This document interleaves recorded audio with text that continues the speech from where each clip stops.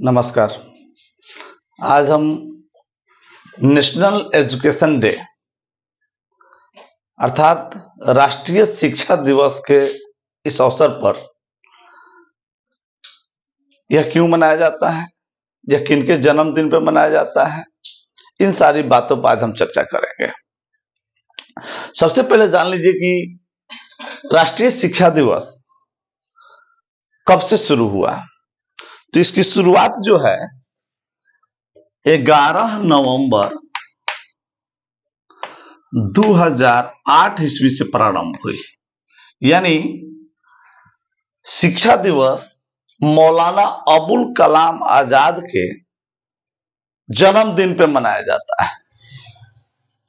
मौलाना अबुल कलाम आजाद महान मुस्लिम विद्वान, कवि, लेखक, पत्रकार, स्वतंत्रता सेनानी एवं संपादक थे और स्वतंत्र भारत के प्रथम शिक्षा मंत्री थे। इसीलिए इनके जन्मदिन को राष्ट्रीय शिक्षा दिवस के रूप में मनाया जाता है और इसकी शुरुआत मानव संसाधन विकास मंत्रालय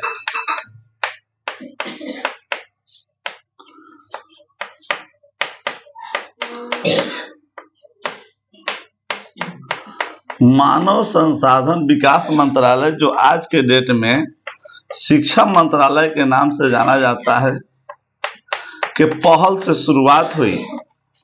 शिक्षा के महत्व को जनमानस में समझाने के उद्देश्य से, शिक्षा क्यों इंपॉर्टेंट है, जीवन जीने के लिए शिक्षा की क्या उपयोगिता है, इसी उद्देश्य से मानव संसाधन विकास मंत्रालय ने अबुल कलाम के 120वीं जयंती के अवसर पर शिक्षा दिवस मनाने की शुरुआत की। तो हम ये जान गए कि किनके जन्मदिन पर मनाते हैं। तो मौलाना अबुल कलाम आजाद के जन्मदिन पे। कभी कभी जब इसकी शुरुआत हुई थी, प्रारंभ में हमने देखा था कि कई विद्यालयों में गलती से अबुल कलाम के जगह अब्दुल कलाम का तस्वीर लगा करके लोगों ने शिक्षा दिवस मना लिया था, यानी भूलवश ऐसा हुआ था। तो चलिए हम इनके कृतियों पर थोड़ा सा प्रकाश डालते हैं। मौलाना अबुल कलाम आजाद का जन्म बड़ी आसान है, याद रखना, 111888 51 और 38, बस डॉट लगा देना है। 11/11/1888 यानी 11 नवंबर 1888 ईस्वी को इनका जन्म हुआ था। और संयोग से 11 नवंबर को अबुल कलाम का जन्म, और ठीक इससे कुछ दिन पहले हम शिक्षक दिवस मनाते हैं, जो 5 सितंबर को, वो भी उनका भी जन्म 1888 में सर्वपल्ली राधाकृष्णन का हुआ था। यानी बड़ी संयोग है कि एक ही वर्ष लोगों का जन्म हुआ था। तो इनका जन्म 11 नवंबर 1888 ईस्वी को मक्का में हुआ था, यानी मक्का सऊदी अरब में। जन्म मक्का सऊदी अरब। अब आप सोचेंगे कि जिस व्यक्ति का जन्म सऊदी अरब में हुआ था, वह भारत का शिक्षा मंत्री कैसे बना। तो एक चीज जान लीजिए कि बाबर के समय इनके परिवार जो थे, इनके पूर्वज जो थे, वह हेरात से भारत आए थे और उस्मानी वंश से ताल्लुक रखते थे ये, और आकर के कोलकाता में बस गए। कोलकाता में इनके पिताजी प्रसिद्ध मौलाना थे, उर्दू के अच्छे जानकार थे, और यहां बस गए। लेकिन जब 1857 का विद्रोह हुआ तो फिर वापस चले गए। 1857 के विद्रोह में भारत की स्थिति को देखते हुए वापस चले गए मक्का, और वहीं मक्का में 1888 ईस्वी में इनका जन्म हुआ मक्का में। और फिर इनका परिवार 1890 ईस्वी में भारत वापस आ गया। तो ये समझ गए 1857 में जाते हैं, 1890 में फिर से वापस आते हैं और इनका जन्म 1888 में होता है। तो निश्चित है कि इनका जन्म सऊदी अरब में हुआ। 1890 में जन्म के उपरांत इनकी जो प्रारंभिक शिक्षा है वह किसी विद्यालय में नहीं हुई। इन्होंने एक तरह से समझिए मुस्लिम ट्रेडिशनल एजुकेशन पाया इन्होंने, यानी जिसको हम कहते हैं ट्रेडिशनल इस्लामिक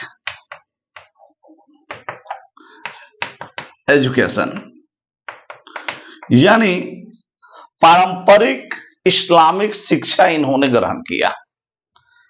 इस पारंपरिक में क्या होता है, यानी इस्लाम के लिए जिस शिक्षा की जरूरत है, जैसे भाषाई शिक्षा और धार्मिक शिक्षा, तो इन्होंने कुरान का अध्ययन किया, उर्दू, फारसी, अरबी, हिंदी इत्यादि भाषाओं में इन्होंने निपुणता हासिल की, यानी लगभग सभी भाषाओं के अच्छे जानकार थे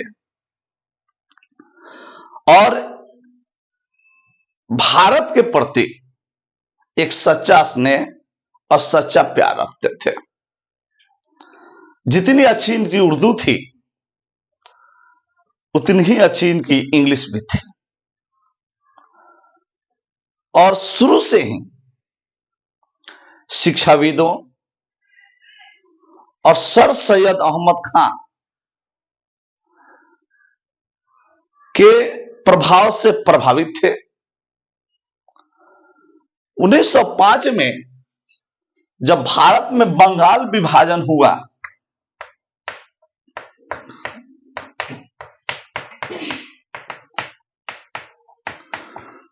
तो बंगाल विभाजन का इन्होंने विरोध किया खुल करके।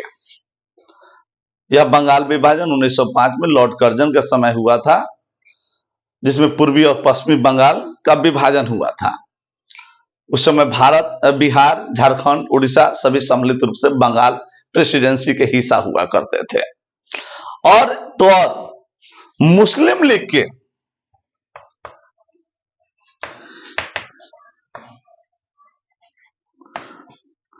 जिस मुस्लिम लीग का गठन 1905 ईस्वी में हुआ था, 1906 में, इस मुस्लिम लीग से भी ये खफा थे, नाराज थे, क्योंकि मुस्लिम लीग में जो अलगाववादी विचारधारा थे, अलगाववादी विचारधारा के प्रबल विरोधी थे, इसलिए इन्होंने कभी भी मुस्लिम लीग का समर्थन नहीं किया। 1912 में अंग्रेजों के विरुद्ध इन्होंने एक पत्रिका निकाला, जिस पत्रिका का नाम था अल हिलाल। अल हिलाल का मतलब होता है अर्धचंद्र, यानी आधा चांद, हाफ मून। तो 1912 में एक पत्रिका निकाला जिसका नाम था अल हिलाल, लेकिन यह पत्रिका जो थी वह ब्रिटिश विरोधी थी, अंग्रेजों के विरोध में थी, इसीलिए प्रेस एक्ट के तहत 1914 में इसको बंद कर दिया गया। और जब इसको बंद किया गया तो फिर इन्होंने 1914 में ही अल बगाल नामक पत्रिका निकालना शुरू कर दिया, जो इसी का रूपांतरित था अल बगाल। यानी एक प्रेस बंद हुआ, दूसरा शुरू कर दिया। 1919-20, 18 जो खिलाफत आंदोलन हुआ, उस खिलाफत आंदोलन में इन्होंने भारत से प्रमुख भूमिका निभाई और उस खिलाफत आंदोलन में महात्मा गांधी के समर्थन मिलने के कारण यह गांधी के परम भक्त हो गए और उनके आदर्शों को फॉलो करना शुरू कर दिया। 1920 से 22 से जो असहयोग आंदोलन चला गांधी का, इस असहयोग आंदोलन में इन्होंने बढ़ चढ़ करके हिस्सा लिया और रांची में कैद हो गए। रांची जेल में इन्हें डाल दिया गया, यानी जेल यातनाएं भी इनको सहनी पड़ी। लेकिन जब असहयोग आंदोलन फरवरी 1922 में स्थगित हो गया, तो बहुत सारे नेता जो थे जेल में कैद कर लिए गए और उस समय ये जेल से बाहर आए। 1923 में ये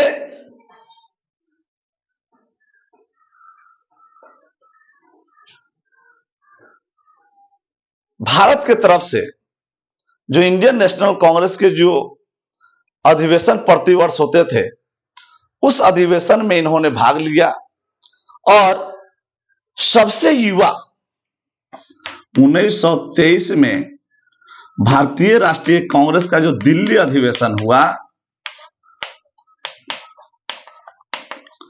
इस अधिवेशन में इनको अध्यक्षता करने का मौका मिला और जान करके हैरानी होगी कि उस समय इनकी उम्र मात्र 35 वर्ष थी और कांग्रेस की अध्यक्षता करने वाले सबसे कम उम्र या सबसे युवा प्रतिनिधि या कांग्रेस नेता ये माने गए। उस समय कुछ परिस्थितियां ऐसी थी कि जितने वरिष्ठ नेता थे उस समय जेल में कैद थे, तो ऐसी परिस्थिति में इनको अध्यक्षता दी गई। फिर बाद में भी इन्होंने अध्यक्षता किया था 1940 रामगढ़ में, और 40 से लेकर के 45 तक जो थे ये लगातार कांग्रेस के अध्यक्ष रहे। तो जब देश आजाद हुआ तो जो प्रमुख भूमिका निभाता है उसको देश की आजादी के बाद भी अच्छे पद मिले, तो इनको भी जब देश आजाद हुआ तो स्वतंत्र भारत में आम चुनाव हुए और उस आम चुनाव के पूर्व ही शिक्षा की बागडोर इनके हाथों में दे दी गई थी। लेकिन 1952 जब चुनाव हुआ रामपुर उत्तर प्रदेश, यहां से सांसद बन के आए और 1957 में गुड़गांव जो आजकल दिल्ली एनसीआर में है, हरियाणा से 2 बार ये सांसद रहे। तो 1952 के चुनाव में जब ये सांसद बने तो इनको भारत का प्रथम शिक्षा मंत्री बनाया गया और लगभग 10 साल ये और 1 साल पूर्व से कार्य कर रहे थे। लगभग 11 वर्षों तक इन्होंने शिक्षा के क्षेत्र में कार्य किया। शिक्षा मंत्री होते हुए इन्होंने बहुत ही उत्कृष्ट कार्य किया, जिसमें 2 प्रमुख कार्य थे। 2 प्रमुख कार्य, एक आईटीआई की स्थापना और दूसरा यूजीसी का गठन। तो आईटीआई जो चलता है, इंडस्ट्रियल ट्रेनिंग इंस्टीट्यूट, और एक यूजीसी यूनिवर्सिटी ग्रांट कमीशन,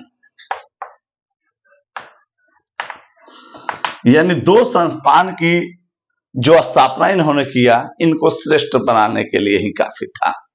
क्योंकि आज सभी विश्वविद्यालय, सभी कॉलेजेस जो है यूजीसी के गाइडलाइन से चलते हैं और आज देखेंगे हर जिला में, हर कस्बे में एक आईटीआई खुला हुआ है जो रोजगार प्रदान करने के लिए काफी महत्व रखता है। इसके अतिरिक्त भी उन्होंने कार्य किया। 1953 में इन्होंने संगीत नाटक अकादमी, 1953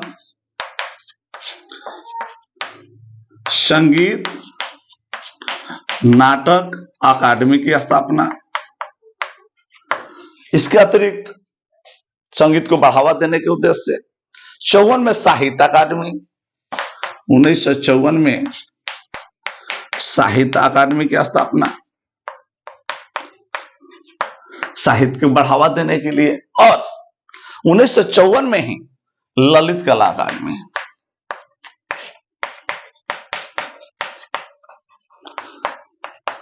ललित कला अकादमी यानी चित्रकला के क्षेत्र को बढ़ावा देने के लिए उन्होंने 3 कार्य, संगीत कला, साहित्य कला और ललित कला, यानी गीत संगीत और चित्रकारी को बढ़ावा देने के उद्देश्य से इन्होंने 3 संस्थानों की स्थापना की। इसके अतिरिक्त ये प्रौढ़ शिक्षा और 6 से 14 वर्ष के बालक को आज जो निःशुल्क शिक्षा प्रदान की जाती है, इसका उस समय इन्होंने समर्थन किया था। तकनीकी शिक्षा, इसके अलावा व्यवसायिक शिक्षा को बढ़ावा देने का प्रयास किया था, लेकिन तत्कालीन परिस्थितियों में यह संभव नहीं हो सका। लेकिन इनका प्रयास जो था वह बाद में सार्थक हुआ, यानी बाद में इसको लागू किया गया। यह हमेशा कहते थे अपने मिशन में सफल होने के लिए आपको अपने लक्ष्य को या लक्ष्य के प्रति एकनिष्ठ समर्पण होना चाहिए। यानी जिस कार्य के लिए आप एक लक्ष्य निर्धारित करते हैं तो निश्चित ही आपका कार्य सफल होगा। 1920 में अलीगढ़ में इन्होंने जामिया मिलिया इस्लामिया, 1920 अलीगढ़ में जामिया मिलिया इस्लामिया की स्थापना की और यही जाकर के बाद में अलीगढ़ मुस्लिम यूनिवर्सिटी के नाम से जाना जाता है। अलीगढ़ मुस्लिम विश्वविद्यालय के नाम से जाना जाता है। इसकी स्थापना का श्रेय जो है वो किनको प्राप्त है? यह मौलाना अबुल कलाम आजाद को प्राप्त है।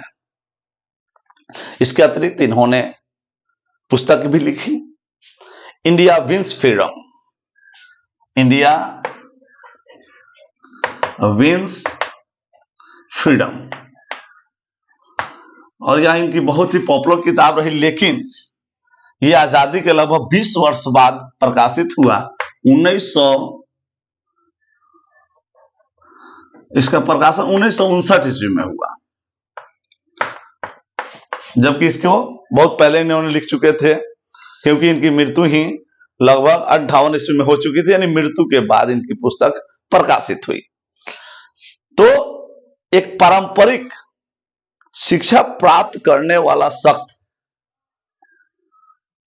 भारत का शिक्षा मंत्री बनता है, तो आप यूं समझ सकते हैं कि जानकारी, ज्ञान जो है वह जरूरी नहीं कि इस यूनिवर्सिटी से पाया जाए। आपके अंदर वह ललक होनी चाहिए, आपके अंदर वह इच्छा होनी चाहिए, वह दृढ़ संकल्पित अगर हो तो आप बिना यूनिवर्सिटी, बिना कॉलेज के भी आप ज्ञानवान हो सकते हैं। ऐसा इन्होंने प्रूव कर लिया था। और मरणोपरांत 1992 ईस्वी में इन्हें भारत रत्न से सम्मानित किया गया।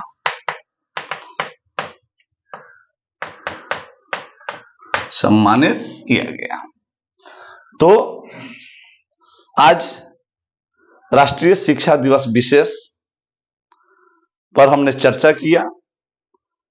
भारत रत्न मौलाना अबुल कलाम आजाद, इसको हम कई नामों से जानते हैं, मौलाना आजाद, मौलाना कलाम आजाद या अबुल कलाम आजाद, लेकिन इनका जो पूरा नाम था वह मोहिउद्दीन था, लेकिन हम उस नाम से कम जानते हैं। और इनकी जो समाधि बनी है वह दिल्ली में जामा मस्जिद के पास बनी हुई है। किताबों में जल्दी नहीं मिलता है, लेकिन जहां तक 100% दावे के साथ नहीं कहा जा सकता, लेकिन इनकी समाधि, क्योंकि दिल्ली में इनकी मृत्यु हुई थी और इनकी समाधि जामा मस्जिद के गेट के पास बनी हुई है। तो चलिए, वीडियो यह कैसा लगा आप लोग जरूर बताइएगा। तब तक के लिए धन्यवाद।